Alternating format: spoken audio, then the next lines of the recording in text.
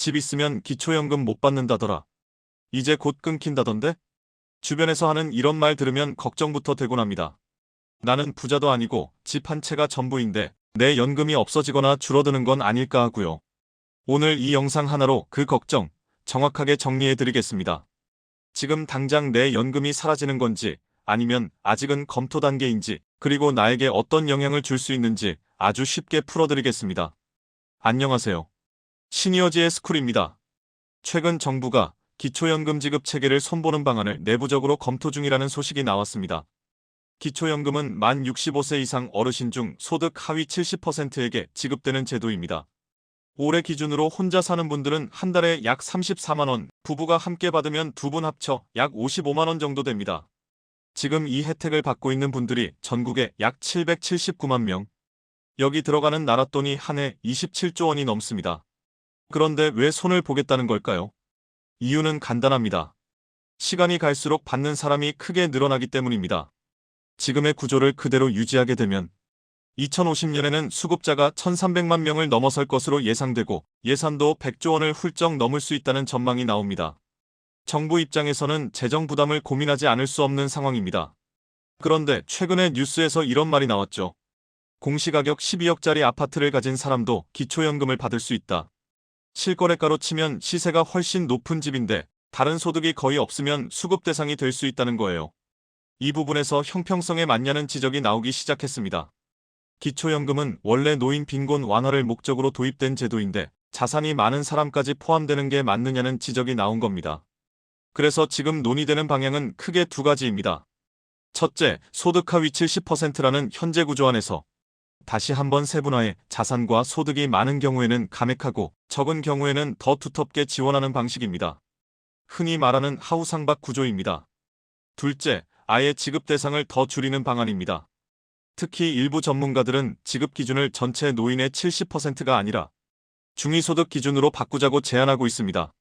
중위소득이란 전국 가구를 소득 순서대로 줄 세웠을 때 가운데에 있는 가구의 소득을 말합니다. 예를 들어 중위소득 100% 이하 노인에게만 지급하거나 장기적으로는 50% 이하로 축소하자는 안도 제시된 바 있습니다. 대상은 줄이되 대신 저소득층에게 더 많은 금액을 지급하자는 취지입니다. 여기서 중요한 점 하나 짚고 가겠습니다. 아직 확정된 것은 없습니다. 현재는 여러 시나리오를 놓고 검토하는 단계입니다. 실제로 제도를 바꾸려면 법을 고쳐야 합니다. 현행 법에는 수급 대상을 65세 이상 중 70% 수준으로 규정하고 있기 때문에 구조를 바꾸려면 국회에서 법 개정이 필요합니다. 즉, 오늘 당장 연금이 끊기는 일은 없습니다. 또 하나 관심이 쏠리는 부분이 있습니다. 부부가 함께 기초연금을 받을 경우 일정 비율을 감액하는 제도입니다. 이 부분을 한 번에 없애기보다는 단계적으로 줄이는 방안이 유력하게 거론되고 있습니다. 재정 부담을 고려한 선택으로 보입니다. 감액을 즉시 없애면 수년간 수조 원의 추가 예산이 필요하다는 추계도 있습니다. 그래서 결국 어떻게 된다는 거예요? 가장 궁금한 부분이죠. 현재 기초연금은 소득인정액이라는 기준으로 판단합니다. 소득인정액은 단순히 월급만 보는 것이 아니라 금융자산, 부동산 등을 일정 방식으로 환산해 계산합니다. 집이 있다고 해서 무조건 탈락하는 것도 아니고 소득이 조금 있다고 해서 바로 제외되는 것도 아닙니다. 계산 방식이 꽤 복잡합니다. 그래서 막연한 불안이 더 커집니다. 만약 앞으로 제도가 개편된다면 가능성은 두 가지입니다. 자산과 소득이 상대적으로 많은 경우 감액되거나 제외될 수 있고 반대로 형편이 더 어려운 분들은 오히려 더 많은 금액을 받을 수도 있습니다. 결국 방향은 재정의 지속 가능성을 유지하면서 진짜 도움이 필요한 분들에게 더 집중하자는 쪽으로 가고 있습니다. 여기서 우리가 꼭 기억해야 할 점이 있습니다. 기초연금은 기본 생활을 보완하는 장치이기 때문에 사회 전체의 인구 고령화 속도가 빠른 우리나라 현실을 생각하면 이 논의는 앞으로도 반복될 가능성이 높습니다. 그렇다면 지금 당장 우리가 할 수 있는 일은 무엇일까요? 첫째, 자신의 소득 인정액이 어느 정도인지 점검해보는 것입니다. 복지로 사이트나 주민센터에서 상담받으실 수 있어요.